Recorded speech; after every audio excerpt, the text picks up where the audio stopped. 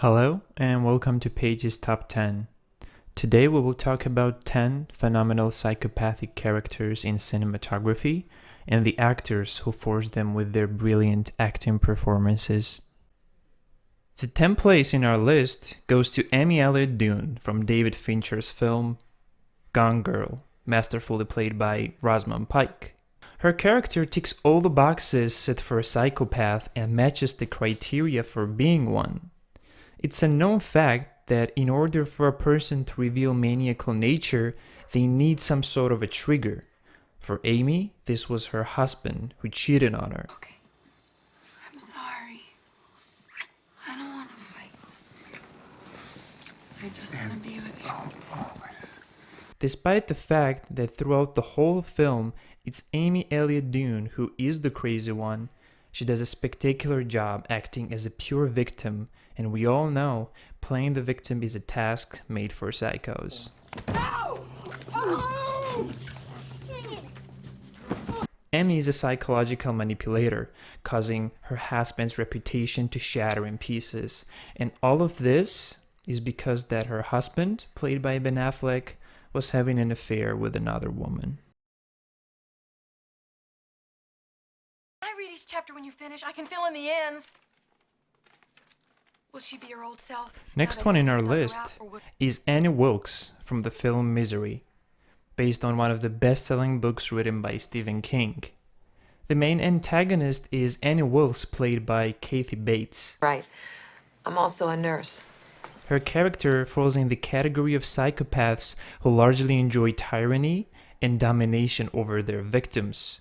I feed you, I clean you, I dress you, and what thanks do I get? Oh, you bought the wrong paper, Annie. I can't write on this paper, Annie. Well, I'll get your stupid paper, but you just better start showing me a little more appreciation around here, Mr. Man.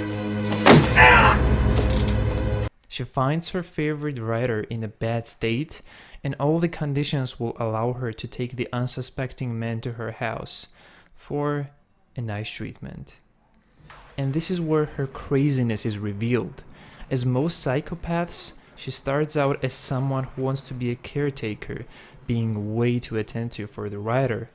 But as soon as she is confronted and her wish is not obliged, Annie violently punishes the favored one. The operation was called hobbling.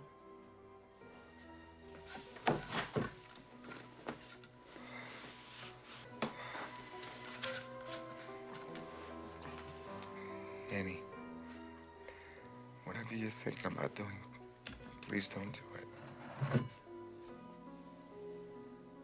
Next psychopath on our list is from Alfred Hitchcock's masterpiece, Psycho. My mother there? But she's harmless. She's as harmless as one of those stuffed birds. I am sorry.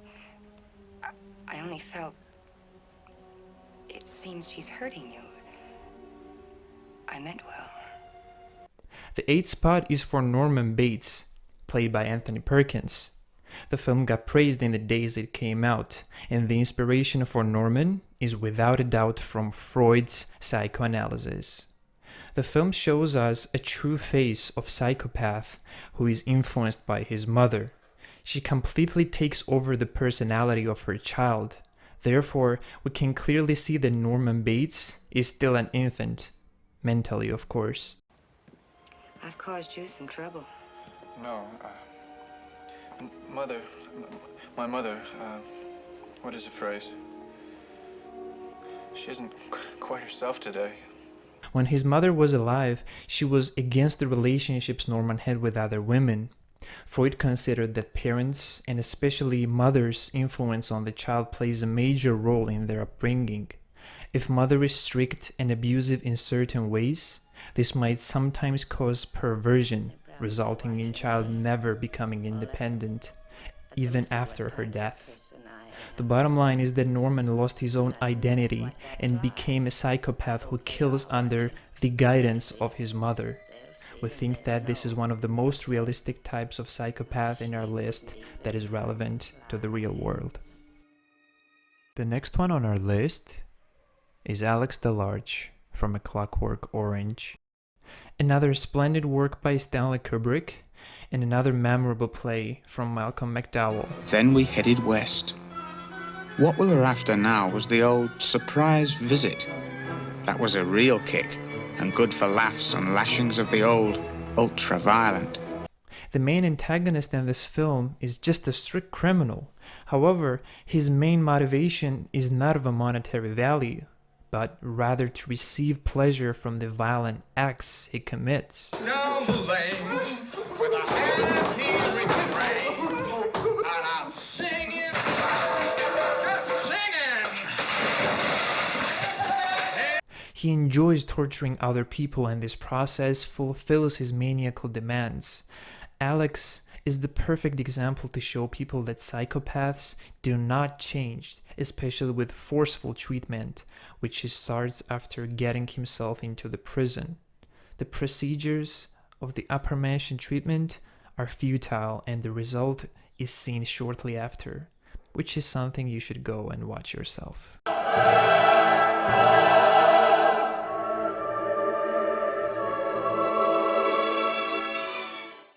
If I could rub everything out, starting with myself, starting with borrowing a jacket. The next stop in our list is for Talented Mr. Ripley, released back in 1999. The protagonist, Tom Ripley, played flawlessly by Matt Damon, is just a regular guy at the first glance. Who's that? It's Tom. Tom Ripley. Tom Ripley? We were at Princeton together. Okay. However, especially in the films, we should remember that there's always more than meets the eye when it comes to these type of characters. Throughout the film, we see the metamorphosis from a student to a classic psychopath. Oh, no, you're making me laugh. No, you're just so drunk. Oh, you just, what can you do, eh? Matt had already shown the audiences his talent after appearing in Good Will Hunting. After taking on the role of a sane man, masking himself as a random stranger with kind intentions, he proved his worthiness as a skilled actor. He not only takes the lives of his victims, but steals their identity as well. It's understandable why the director depicts this character as a devoid of his own charisma and personality. The main direction and motive of the film is for Ripley to gather partial pieces from other identities to ultimately form his own one, an insane one. Next up on our list is Jack Torrance from Stanley Kubrick's film The Shining, played by Jack Nicholson. Once we hear the name of the director, one must consider that this will not be a regular one-time psycho movie that you can watch and never go back to. The Shining is full of symbols and allegories. The character of Jack is a writer who decides to visit some hotel which is completely detached and separated from the civilization. And this is just a family trip. What could go wrong? This type of psychopath portrayed by Jack was created by lack of society and communication. An absolute isolation and loneliness made Jack dull boy. This triggered an intrinsic monster to wake up inside of him, causing terror and awe in his wife. Soon, we realized that the hotel itself also contributed to making such drastic changes in his personality. Next one we have is Silence of the Lambs, with a terrific performance by Anthony Hopkins.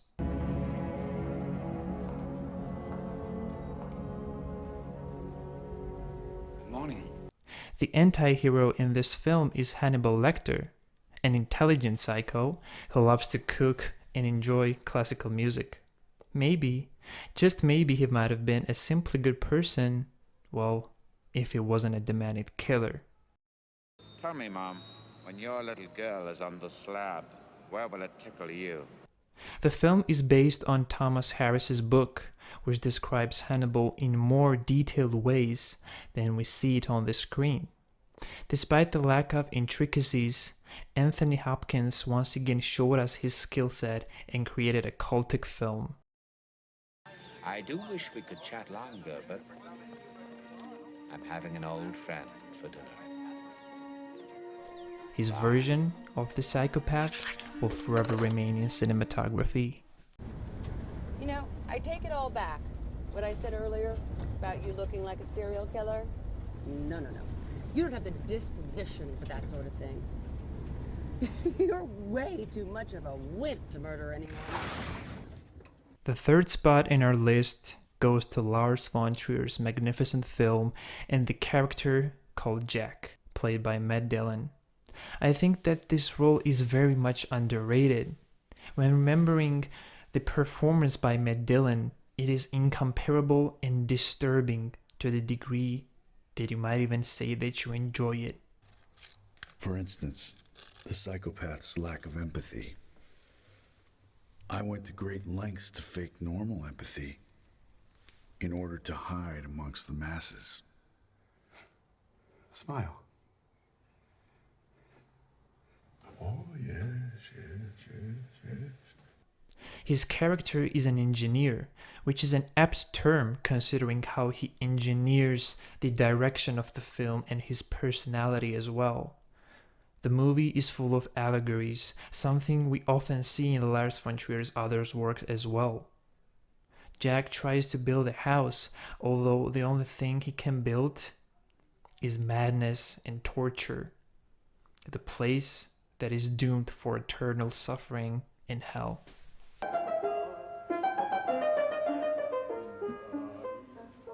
Your house is a fine little house, Jack.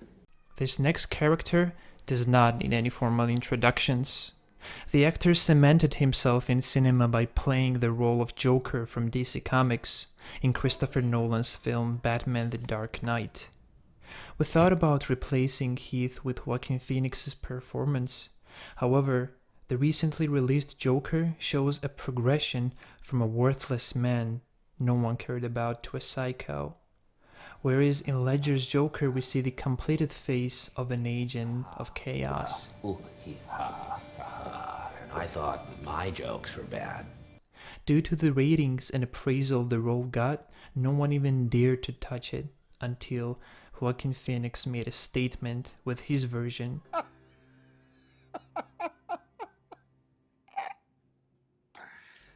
The second place goes to Heath Ledger and his portrayal of Joker.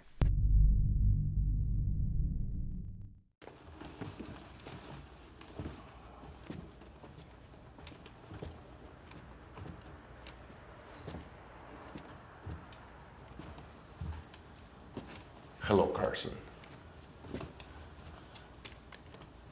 Let's go to your room. And the first in our list is Anton Chigurh from Coen Brothers' film No Country for Old Men. The role was made for Javier Bardem, or Javier Bardem was made for the role, even though everybody on Graham Norton's show, including him, agreed that he had one of the worst looking wigs. His performance completely overshadows other psychopaths mentioned in the video. The label for his character is simply a cold killer. He murders without any sense of remorse or emotions on his face. What is that? I need you to step out of the car, sir.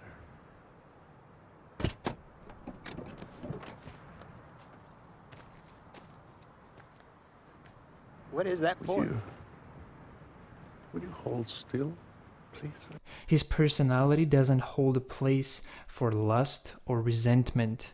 He's just a monster, a devil manifested in a human's body. Anton Chigurh reached a level of insanity where his appearance on the screen causes terror and fear.